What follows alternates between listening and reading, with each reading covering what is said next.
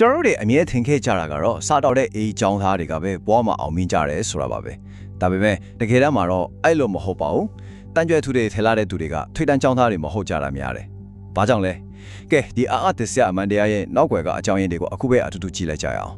ဒီကနန်းကိုတစ်ချက်ကြည့်လိုက်ပါတန်းကြွယ်တထဲတည်းရဲ့86ရာခိုင်နှုန်းကတက္ကသိုလ်မှာအမှတ်ကောင်းကောင်းမရခဲ့ကြတဲ့သူတွေပါဟုတ်ပါတယ်86ရာခိုင်နှုန်းပါဒီချက်တစ်ခုတည်းနဲ့တန်အောင်မြင်မှုဆိုတာစာတော်တာနဲ့တိုက်ရိုက်သက်ဆိုင်တယ်ဆိုတော့ကျွန်တော်တို့ရဲ့အယူဆကလုံးဝကိုပြောင်းပြန်ဖြစ်သွားပါပြီဆိုတော့ဒါဘလို့လိုကြီးဖြစ်နိုင်မှာလဲဗျစာတိတ်မတော်တဲ့သူတွေကဘလို့နည်းနဲ့များချမ်းသာသွားကြတာလဲဒီအဖြစ်ကိုသိချင်တယ်ဆိုရင်တော့စပ်ပြီးနားထောင်ကြည့်လိုက်ပါဟုတ်ပြီပထမဆုံးအချက်ကတော့ယုံကြည်မှုစည်းမြင့်ပါအောင်မြင်မှုရဲ့အစာကညံရည်ညံသွေးမဟုတ်ပါဘူးသူတို့ရဲ့မတုံမလွတ်နိုင်တဲ့တွင်းစီတက်ကနေအစပြုတာပါသူတို့မှလေတမျိုးပြောရရင်အစွဲလမ်းကြီးတယ်လို့တော့ထင်ရလောက်တဲ့ယုံကြည်ချက်တစ်ခုရှိနေတယ်တာမန်လူတွေတော့မှန်တယ်ဖြစ်နိုင်ခြေတွေအတားအဆီးတွေကသူတို့အချုံးမဝင်ဘူးလို့ကိုယုံကြည်ထားတာအဲဒီလိုပြင်းထန်တဲ့ယုံကြည်ချက်ကပဲသူတို့ကိုမဖြစ်နိုင်ဘူးလို့ထင်ရတဲ့ရည်မှန်းချက်တွေစီတွန်းပို့နေတာပေါ့ဒီမှာအရန်စိတ်ဝင်စားစရာကောင်းတာကိုကြည့်အောင်ဆိုင်းစရာတွေstartup လုပ်ငန်း10ခုမှာ9ခုကကြာရှုံးပါတယ်ဒါပေမဲ့ဒီထောင်သူ83ရာခိုင်နှုန်းကတော့သူတို့လုပ်ငန်းအောင်မြင်မယ်လို့အခိုင်အမာယုံကြည်နေတော့ပဲဒါဟာလက်တွေ့အခြေအနေနဲ့ကိုယုံကြည်မှုကြားကအကြီးမားဆုံးကွာအချက်ပဲပေါ့နှစ်ပေါင်း45နှစ်တောင်ကြာလဲလေလာမှုကြီးတကူကပါကိုပြသွားလဲဆိုတော့အလောက်မှာအောင်မြင်ဖို့အတွက်ညံရည်ထက်ကိုယုံကြည်မှုကပိုရေးကြီးလေတဲ့ဒီနည်းပြောရရင်စီကန်းတကြားလိုင်းနာတဲ့ဝန်ထမ်းကောင်းတစ်ယောက်ထက်ကိုလူဒီရှိမှာကောင်းကောင်းတင်ဆက်နိုင်တဲ့သူကပိုပြီးအောင်မြင်နိုင်ခြင်းများတယ်ဆိုတဲ့သဘောပါပဲဒုတိယချက်သူတို့ကလောက်ဆောင်မှုကိုပဲဦးစားပေးတယ်စဉ်းစားပြီးစီဇန်လေးအကြာကြီးဆွဲနေတာမျိုးတဲ့သူတို့ကချက်ချင်းထက်လောက်တတ်ကြတယ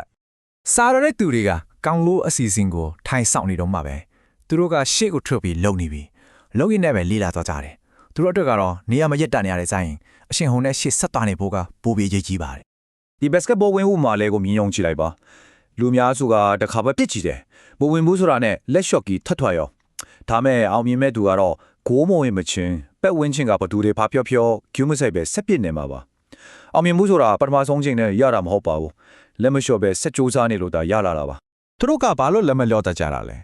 ဲအဓိကကတော့ဇွဲပဲစာရင်းနေတဲ့ရအောင်မြင်မှုရဲ့80ရာခိုင်နှုန်းကဇွဲရှိစူးစမ်းနေုံနဲ့ကိုရနိုင်တယ်လို့ဆိုပါတယ်အယောင်းဝယ်80ရာခိုင်နှုန်းဟာလည်းပင်ကြမအကျဉ်းကြောင့်ဖုံးဆက်ပြီးမှပဲဖြစ်လာတာပ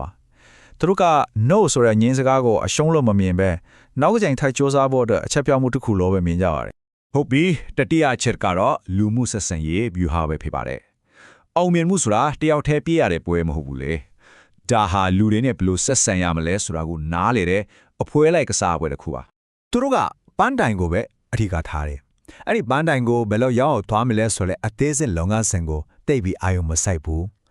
တယောက်ယောက်ကလမ်းကောင်းတစ်ခုကိုဖောက်ထားပြီးသားဆိုရင်အဲ့ဒီလမ်းကိုတုံးဖို့လုံးဝအဝယ်မလေးကြပါဘူးဒီမှာချင်းကပ်ပုံနှမျိုးကိုရှင်းကြည့်အောင်